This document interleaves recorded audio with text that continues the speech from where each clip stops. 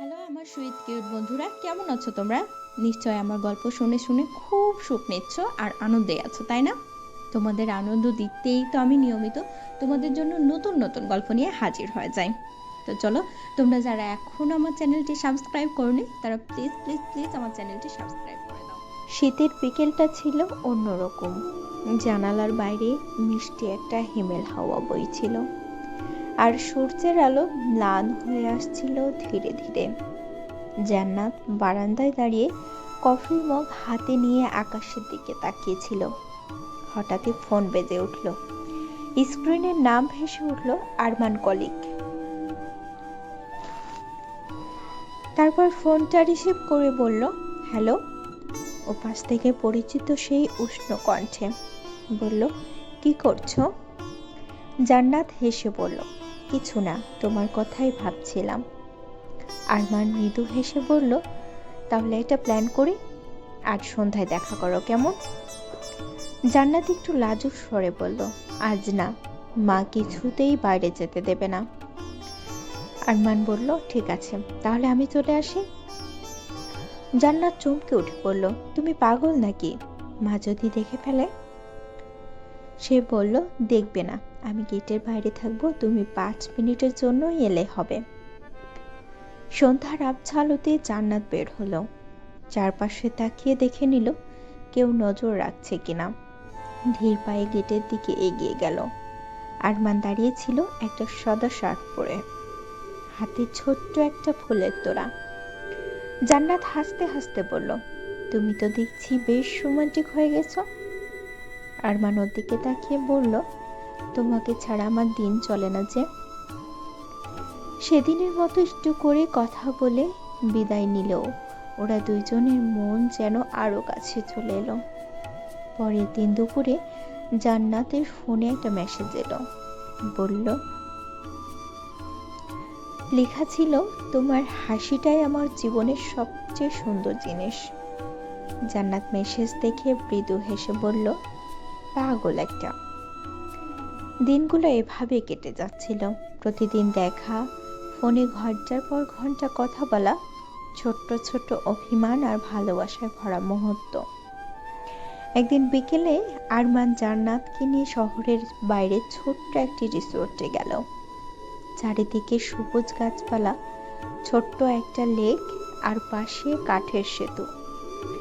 জান্নাত প্রকৃতির সৌন্দর্যে মুগ্ধ হয়ে বলল, এখানে আসতে দারুণ লাগছে। ওরা লেকের ধারে বসে গল্প করছিল। হঠাৎই আরমান জান্নাতের হাত ধরে বলল, জান্নাত, আমি চাই তুমি সারা জীবন আমার পাশে থাকো। জান্নাত একটু লজ্জা পেয়ে বলল, তুমি তো জানো আমাদের পরিবার মানবে না। আরমান আত্মবিশ্বাসী স্বরে বলল, তুমি আমার ভালোবাসা, আর আমি তোমাকে ছাড়া থাকতেই পারবো না। জান্নাত জানতো তাদের সম্পর্কের পথে অনেক বাধা আসবে। আরমান অন্য ধর্মের, আর জান্নাতের পরিবার কখনো এটা মেনে নেবে না। কিন্তু ভালোবাসা তো সব পেরিয়ে যায়। একদিন সন্ধ্যায় জান্নাতের বাড়িতে কথায় কথায় বিয়ের প্রসঙ্গ উঠল। মা বলল, জান্নাত, তোমার জন্য একটা ভালো পাত্র ঠিক করেছি, তুমি কি রাজি? জান্নাত থমকে গেল। ওর মনে শুধু আরমানের মুখটাই ভাসছিল। অনেক সাহস করে বলল, আমি কাউকে ভালোবাসি মা। মা কিছুক্ষণ চুপ করে থেকে বলল, কে সে? জান্নাত বলল, আরমান। মায়ের চোখ মুখ কালো হয়ে গেল। ওর কথা আর কখনো বলবে না, মা রেগে গিয়ে বলল। এরপর জান্নাতের মন ভেঙে গেল, কিন্তু সে জানতো ভালোবাসার হার মানতে পারে না। আরমান যখন জানলো জান্নাতের পরিবার রাজি নয়, তখন সে বলল, আমরা পালিয়ে যাব। জান্নাত বলল, আমি আমার পরিবারকে কষ্ট দিতে পারবো না আরমান। আরমান গভীরভাবে জান্নাতের চোখের দিকে তাকিয়ে বলল, তাহলে আমাকে ভুলে যেতে বলছো? জান্নাতের চোখে পানি এসে গেল। বলল, না, আমি পারবো না। ওরা দুজনেই বুঝতে পারছিল সামনে অনেক কঠিন সময় আসতে চলেছে। এরপর কয়েকদিন ওদের মধ্যে কোনো কথাই হয়নি।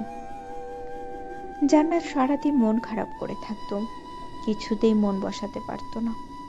একদিন বিকেলে আরমান ওর বাড়ির সামনে এসে দাঁড়ালো। জান্নাত বারান্দা থেকে দেখছিল, আর আরমান শুধু তাকিয়েছিল। মনে হচ্ছিল হাজার কথা জমে আছে ওদের চোখে। রাতে জান্নাত ফোন করলো, বলল, আরমান, তুমি আমাকে ছাড়া থাকতে পারবে?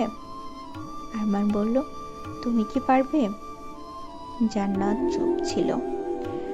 তারপর আরমান বলল, তাহলে আমার হাতটা ধরো, আমরা একসঙ্গে সবকিছু সামলাবো। পরদিন ওরা আবার দেখা করলো, হাতে হাত ধরে বসে থাকলো অনেকক্ষণ। তারপর জান্নাত বলল, তুমি কি সত্যি আমাকে ভালোবাসবে? আরমান ওর কপালে চুমু খেয়ে বলল, তুমি আমার সবকিছু জান্নাত। ধীরে ধীরে ধীরে ধীরে জান্নাতের পরিবারও আবার বুঝতে শুরু করলো, ভালোবাসাকে জোর করে থামানো যায় না। অনেক আলোচনার পর, অনেক আবেগের পর ওদের সম্পর্ক স্বীকৃতি পেল। বিয়ের দিন আরমান জান্নাতের হাত ধরে বলল, এই দিনটার জন্য আমরা কত অপেক্ষা করেছি, তাই না? জান্নাত আবেগে বলল, হ্যাঁ, আমাদের ভালোবাসা সত্যি হয়েছে। ওদের জীবন নতুন ভাবে শুরু হলো। সুখ দুঃখ, হাসি কান্না সবকিছু মিলিয়েই ওরা একসঙ্গে ছিল, একে অপরের শক্তি হয়ে। একদিন রাতে বৃষ্টি হচ্ছিল। জান্নাত বারান্দায় দাঁড়িয়েছিল, আর আরমান ওকে পেছন থেকে জড়িয়ে ধরে বলল, তুমি জানো জান্নাত, এই জীবনটা শুধু তোমার জন্য সুন্দর। জান্নাত মুচকি হেসে বলল, আর তুমি আমার স্বপ্নের রাজকুমার। আরমান বলল, স্বপ্ন নয়, সত্যি। আমি তোমার আর তুমি আমার। জান্নাত ওর কাঁধে মাথা রেখে বলল, আমাদের ভালোবাসা যেন চিরকাল এমনই থাকে। আরমান ওর হাতে হাত ধরে বলল, হ্যাঁ, থাকবেই। সেদিন রাতভর তারা বসে থাকলো, পুরনো স্মৃতিগুলো মনে করে হাসলো, নতুন স্বপ্ন বুনল আর প্রতিজ্ঞা করলো, কোনো ঝড়ই তাদের ভালোবাসাকে স্পর্শ করতে পারবে না। জীবন তাদের জন্য অনেক কিছুই রেখেছিল, কিন্তু একে অপরকে ভালোবেসে তারা সবকিছু জয় করে নিল।